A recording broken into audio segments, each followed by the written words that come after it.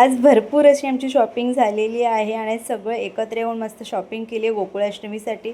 आणि गौरी गणपतीचा सण येते तर त्यासाठी भरपूर अशी शॉपिंग केली आहे. त्यानंतर थोडाफार इथे स्नॅक्ससुद्धा खाल्लेला आहे. उर्वीसुद्धा एन्जॉय करते आणि संध्याकाळच्या जेवणाला काय करायचं तर तो विचार करता करता मस्त झटपट असा पुलाव बनवला. 10 मिनटात तयार होतो कुकरच्या 2 शिट्ट्यामध्ये. तर कुकरमध्ये तेल घातले, सगळे खडे मसाले, शाही जिरं वगैरे घातले, त्यामध्ये कांदा, आलं लसणाची पेस्ट आणि टोमॅटो घालून छान असं परतून घेतलं आहे. आणि ज्या काही भाज्या अवेलेबल असतील त्या मस्त चॉप करून घ्यायच्यात. कोणत्याही भाज्या घालू शकतं. काहीच नसेल तर मटार आणि बटाटा घातला तरी हा पुलाव खूप छान होतो. त्यासोबत इथे लाल तिखट, हळद, बिर्याणी मसाला, थोडा धणा पावडर, तोसुद्धा मसाले घातले आहेत. आणि ते तांदूळ मी भिजत घातला होता अर्धा तासासाठी, तर तोसुद्धा आता घालणार आहे. तर छान असं परतून घ्यायचं. त्यामध्ये कोथिंबीर आणि पुदिनासुद्धा घातलं आहे.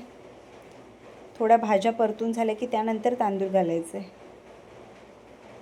तर खूप मस्त मेनू आहे. कुठे बाहेर फिरून आलो आणि पटकन असं काहीतरी करायची इच्छा झाली, खिचडी भात खायची इच्छा नसेल तर मस्त असं कुकरमध्ये 2 शिट्ट्या तयार होणारा असा पुलाव आहे. आमच्याकडे तर बऱ्याचदा असतं. खूप कंटाळा आला जेवणाचा की हा मेनू आमच्याकडे असतोच. त्यामध्ये मी चवीनुसार मीठ घातलं आहे आणि पाणी घातलेलं आहे. खूप जास्तीचं पाणी घालायचं नाही, नाही तर त्याची खिचडी तयार होईल.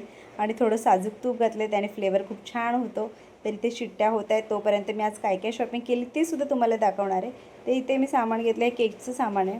मला 1.5 किलोच्या केकची ऑर्डर आहे, तर त्यासाठी ते सामान घेतलं. हे बघा, बाबाने भुईमुगाच्या शेंगासुद्धा घेतल्यात, सगळ्यांना आवडतात. तरच त्यावेळेस पायनॅपलचा केक बनवायचा मला, म्हणून मी इथे चेरीसुद्धा घेतली आहे. बघा, कृष्ण जन्माष्टमीचं सामान घेतलं आहे. त्याचे बासरी घेतली आहे, ड्रेस घेतले आहे, मटका घेतला आहे. मटक्याला मी कलरसुद्धा करणार आहे, तर ते सुद्धा मी तुम्हाला दाखवेन. आणि सर्वात इम्पॉर्टंट गोष्ट म्हणजे आम्ही ह्या भरपूर अशा साड्या घेतलेल्या, सगळ्याजणी मॅचिंग अशा गौरीच्या दिवशी मॅचिंग सगळ्या करणार आहेत. तर मी विचार करते कोणता रंग मला सूट होईल, तर बघूयात कोणता कलर घेणार आहे मी तो. आणि हे सगळं दाखवतात ते शिट्ट्यासुद्धा झाल्या आहेत.